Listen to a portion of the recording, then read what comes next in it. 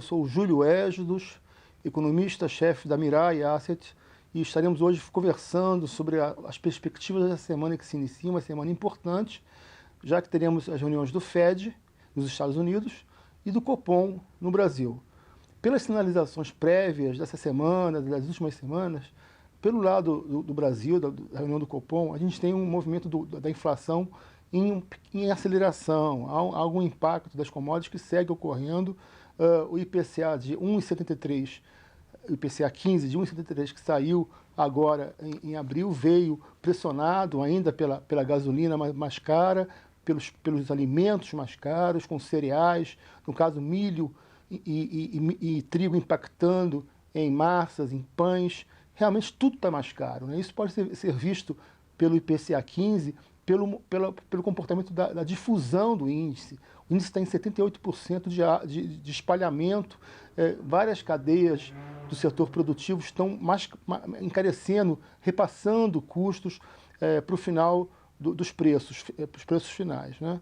Então a gente observa que realmente a inflação segue acelerando, já se fala em 8,5% de IPCA esse ano. Agora, em abril, maio, quer dizer, agora para maio, a gente observa, assim como agora ao final de abril, o IPCA de abril, ele deve vir um pouco mais baixo, né, algo em torno de 0,9%, contra 1,62% na apuração de março, já que a gente teve uma mudança de bandeira tarifária da energia elétrica, que mudou para a bandeira verde, né? Isso deve recuar um pouco o índice do IPCA, que é o principal índice que é acompanhado pelo Banco Central para o sistema de metas de inflação. Mas mesmo assim é uma inflação ainda muito elevada, e a gente começa a vislumbrar para a reunião do Copom um ponto percentual a mais, quer dizer, 11,75 de Selic para 12,75, né? E um movimento de continuidade, talvez mais umas duas altas de Selic em junho e julho,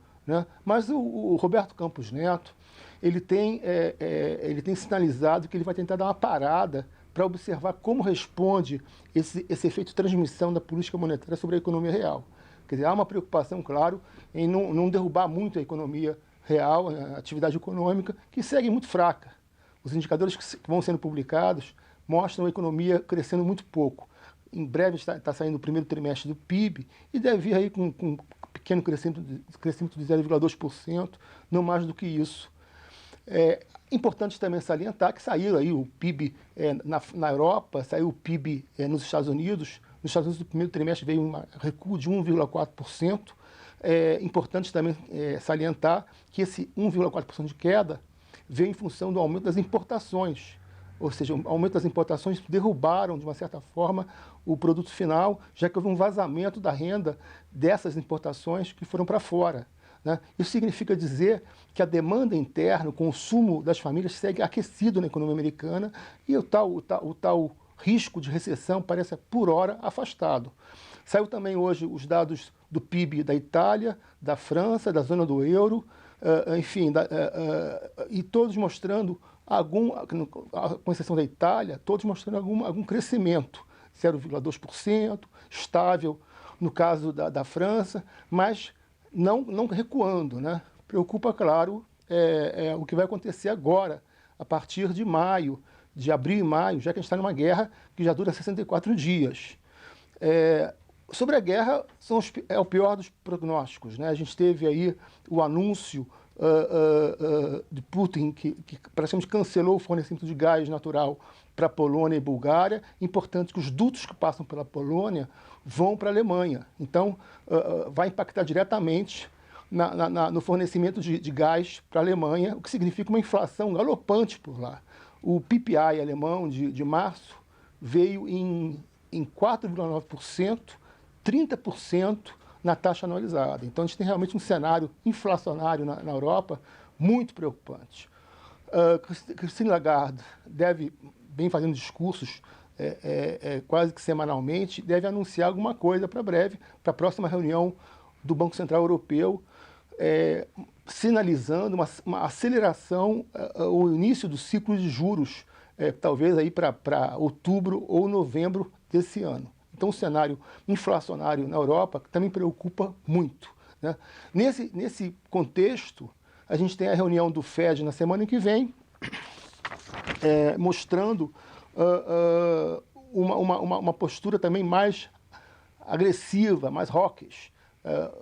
Tudo leva a crer que o Fed deve elevar os juros em 0,5 ponto percentual e talvez em junho 0,75. Isso, de uma certa forma, deve impactar no mercado cambial, na taxa de câmbio, que deve começar a se depreciar um pouco, já que está fechando essa semana em torno de 4,92%, ainda um movimento de apreciação cambial no ano, com o real valorizado em algo em torno de 10% a 11%.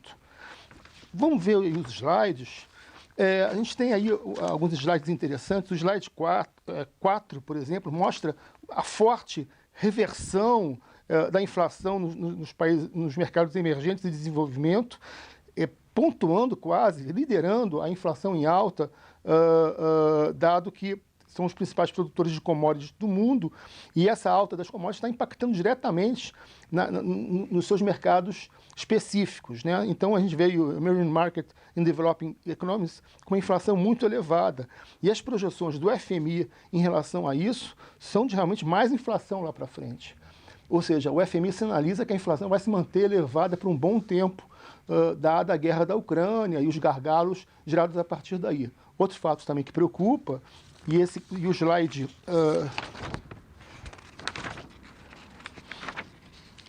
8 mostra bem isso, são os gargalos gerados pelo congestionamento, o slide 8 e 9, por favor, mostra o congestionamento dos containers nos portos de Xangai, né, e nos lockdowns nas cidades próximas a Pequim. Então isso está parando o Xangai e Pequim e praticamente gargalando, como diríamos, a oferta de insumos, de supercondutores, de vários insumos eletroeletrônicos para a indústria automobilística, a indústria de ponta, né? O que significa também uma forte depreciação do yuan no mercado global, como a gente pode ver no slide 10. Né? Outro fato também que chama atenção é que a guerra da Ucrânia ela está entre os eventos mais turbulentos dos últimos anos. Né? Desde 1990, nesse slide 5, a gente observa que vários foram os eventos mais turbulentos. A Covid, sem dúvida, é o evento com maior incerteza para a economia global, para o mundo, né? Mas a guerra da Ucrânia já se torna um dos eventos mais conturbadores aí dos últimos anos e também numa tendência de alta, como a gente observa ao fim do gráfico, aqui no slide 5. Né? Por fim, vamos falar o que vai acontecer na semana, além das reuniões do Copom e do Fed, né, do FONC, no caso, e do Copom no Brasil. A gente tem uma série de eventos também importantes, mas sexta-feira a gente tem os dados do payroll, né, tanto a geração de empregos, que é uma previsão de 390 mil empregos gerados, como também a taxa de desemprego, com uma previsão de 3,6%. Esses dados são dados de abril. Né? Então, além das reuniões do Fed e do Banco Central Brasileiro, a gente tem também na semana os dados de mercado de trabalho na economia norte-americana. Também uma série de indicadores que devem sair na semana são os dados do PMI industrial, né? Do PMI Industrial Market, também que vai sair. A gente tem também o PPI na zona do euro, sendo publicado também na terça-feira, e aí deve vir também forte elevação. Né? Temos também a inflação do IPC da FIP no Brasil e do GPDI, sendo publicada na sexta-feira, nesse caso. Enfim, uma agenda bem pesada que a gente pode observar aqui no quadro. E o que chama realmente a atenção são as reuniões do Copom no Brasil, na quarta-feira, do Fed também na quarta-feira, e na quinta-feira, a do Bank of England, em que é possível que o presidente do Banco Central da Inglaterra eleve também a taxa de juros de 0,75% para 1%. Ou seja, há um movimento global de aperto monetário diante dessa inflação elevada causada pelos gargalos de produção da Covid na China e da guerra da Ucrânia. Bom, por enquanto é isso. Vamos estar atentos a esses movimentos aí globais dos bancos centrais e das commodities. Um abraço a todos e bom fim de semana.